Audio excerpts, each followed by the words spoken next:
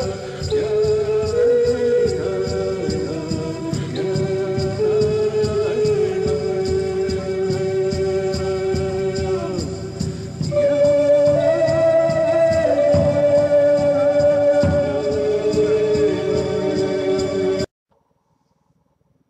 everybody, and welcome to the first episode of Barefoot in the Kitchen. Now, for those of you who may not know, I have always been a person who was not very into fruits or veggies or eating healthy or even conscious about what I was putting in my body. So I'm going to do a series of videos about food and making new and wonderful, exciting dishes. And I'm not doing this as a pushing a vegan diet, pushing a paleo diet, pushing any kind of diet. I'm actually doing this series to record my journey with food and bring you along with me, and hopefully we can learn some helpful hints, new recipes, and things like that together. So today what I'm going to do is I'm going to show you how to get most of the pesticides off of your food. I'm going to tell you which foods that hold the most pesticides, which foods are better about being easier to wash the pesticides off, how to identify which vegetables and fruits in your local grocery store have pesticides, which fruits and veggies are GMO or genetically modified, which fruits and veggies are organic. And so, yeah, so come along with me as we embark on this journey of food. So, of course, the first step to eating healthy is being able to identify what has pesticides, what doesn't, and things like that. So, one of the first things I want to tell you is to buy organic when you can. And when I say organic, I do not mean the things that are labeled organic in your grocery store. You need to look at the PLU numbers on each individual item and determine if they are in fact organic. If they are organic, you will see a 5-digit number beginning in 9. So if you see a 5-digit number beginning in 9, that is an organic item. Do that whenever possible, but if you must buy things that are not pesticide free, you can identify these by anything in your grocery store whose PLU number is a 4-digit number. Any 4-digit number is automatically grown being sprayed with pesticides. So also knowing which veggies and fruits retain pesticides more easily than others. Some produce such as strawberries, peppers, peaches, cherries, apples, and greens typically pose more of a risk of having high levels of pesticides when you bring them home. Avocados, bananas, corn, watermelon, cauliflower, and broccoli are some of the produce that's less likely to retain pesticides. So I'm going to show you how, excuse me, how you can take the pesticides off, or as much as possible. I mean, you're never going to get rid of all of the pesticides, but in a perfect world, we wouldn't have pesticide food to begin with. But since we do, I'm going to give you some tips on how to get rid of those pesticides. Now, one of the ways you can is by rinsing your fruits and veggies in an organic wash. These organic washes are sold in the grocery store.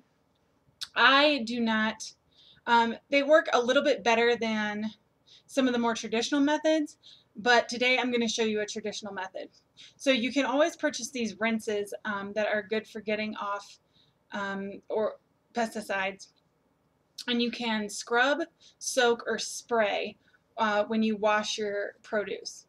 I'm going to be scrubbing and soaking, so I will show you what ingredients you need to do that. So let's head over to the sink. There are several methods you can use when you are wanting to wash pesticides off of your veggies. You can purchase Organi Fresh, or there are several other washes out there, but here I'm just going to use spring water as well as a little tap water with some sea salt dissolved in it to soak and scrub my veggies.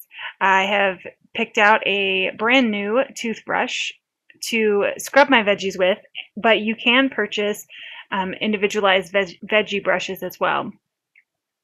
So here I'm just putting the sea salt in the water. And it's more effective if you skin your vegetables, but I am making zucchini chips, and that's why I chose to leave the skin on. I'm also cooking corn for dinner, so I went ahead and shucked 6 ears of corn and put them in the soak. Now, although it looks like only minutes have passed, actually this has been about 20 minutes, and now I am scrubbing off the skin of the zucchini and making sure that I get as much of the pesticides off as I possibly can. So now I'm going to proceed in cutting up my zucchini chips.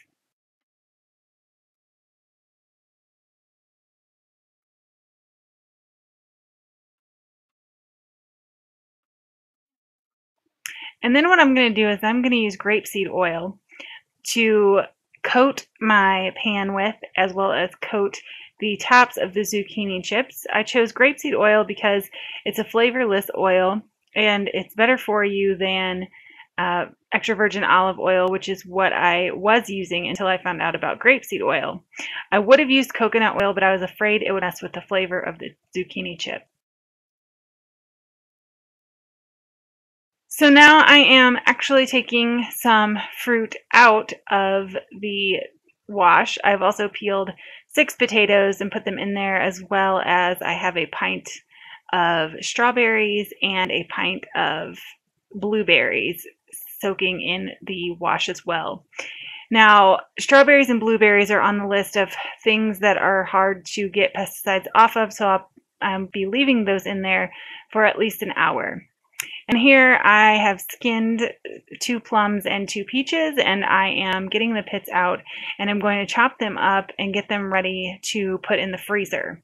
Now, when you're freezing fruits and vegetables, it is not necessary to add any types of sugar to fruits, as or contrary to popular belief. They'll freeze just fine on their own as long as they are in a moisture-safe bag or wrapping. So these I'm actually going to just put in Ziploc quart-sized bags, and I'm going to be labeling them with the date as well as of what they are.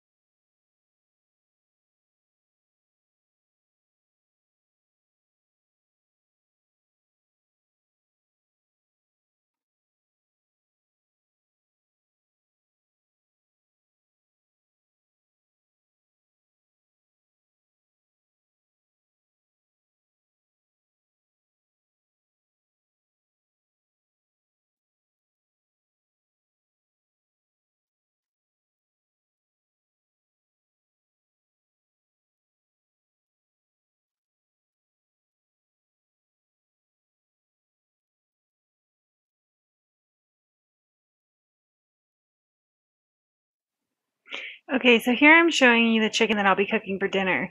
This is golden plump, no hormone, gluten-free, no preservative chicken. You can find it in your Walmart. It has preservatives. You need to either cook it within 48 hours or put it in the freezer.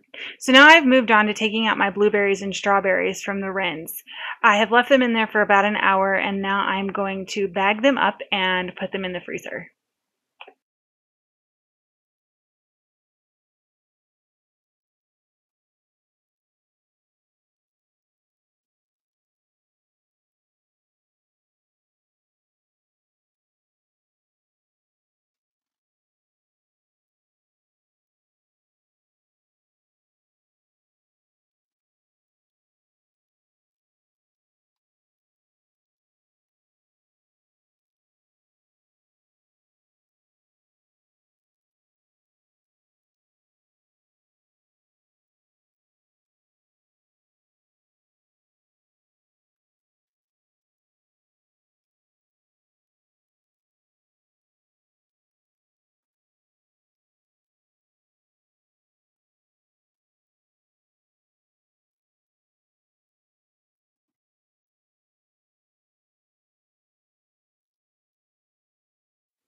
Now, part of this video is missing, but although I am using quart-size Ziploc bags for the fruit, there are many other kinds of containers you can use to freeze your fruits and veggies. Glass jars work, but one thing you want to avoid is if you're going to use a paper-like substance, I highly recommend using freezer paper instead of, don't use wax paper. Wax paper is not moisture-proof, and therefore you can easily freezer burn your fruits and veggies. In fact, when I froze my corn, which I thought I recorded, but I didn't, I wrapped it in freezer paper and put it in a Ziploc bag to avoid freezer burn. So that's just a little tip. I've also included a couple links down below. So if you're interested in food preservation or researching it further, I recommend checking out the links below at the conclusion of this video.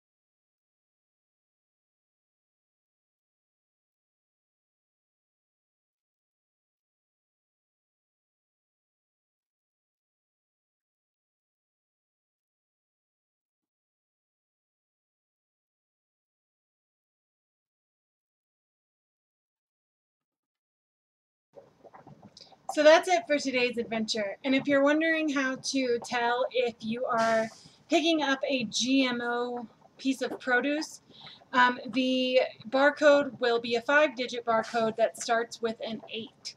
So make sure you look for that. And my zucchini chips didn't turn out so great. I'm sure I'll get better at it as time goes along. But here's one that came out fairly decent, so I'm going to try it. Let's see.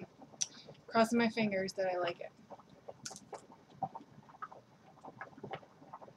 That is good. I can totally do zucchini and chips. Yes! Win for me. I hope you enjoyed watching this, and tune in for the next edition of Barefoot in the Kitchen, although I don't know when exactly I'll be doing it. See you guys next time, and thanks for watching Wisteria Witches.